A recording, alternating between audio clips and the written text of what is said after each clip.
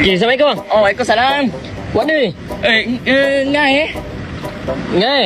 Okey, saya ada teka-teki lah. Teka-teki dulu pula. Ya, teki untuk abang Saya teka ya. Kalau abang pandai lah ni. Ha. Ya, pergi ke bank, Ha.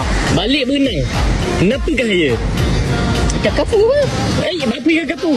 Balik.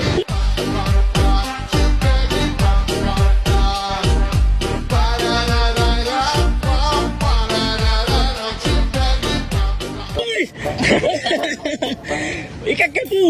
Ikan kapu ah. Oh, ya gitu bang. Gi ke batu saja. Pergi dengan batu. Balik ke dengan ikan. Oh, balik dengan ikan ah. Balik bukan balik kosong ah. Kini hari ni nak kumpul ni. Dah gempar ni. Fuh, tengok tu kumpul tu, tengok tu.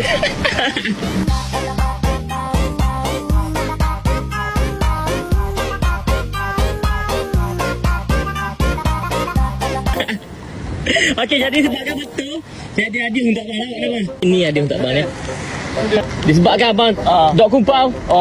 Ni hadiah untuk abang. Roti kabak goreng mara. Oh, ada dia. Ya, ada hadiah lah. Dok kan saja. Ya, dia lah dok kumpul boleh lah hadiah. Memang Mesti jahat dia lah. lagi hari ni bang. Ya, rezeki. Jadi untuk saya awak roti kabak ni, roti kabak mara. Ni dia masak separuh dah. Siapa tu goreng kejap je dalam 10 ke 15 saat je masak dah. Boleh makan sekali dengan laki bini ke, anak ke, skandal ke, ikut pandai lah. Janda ke ikut pandai lah. Okey. Jadi kalau nak beli boleh tekan beg kuning kat bawah sekarang. Okey. Orang mana dekat tu DM saya di rapat-rapat tangga. Orang mana jauh tu boleh tekan beg kuning. Okey. Beres. Okey, ni ada tak bang? Ada kita ya? Ya, beres. Ingat kau olok Sambung kan Beres. Beres. Masih bang. Beres.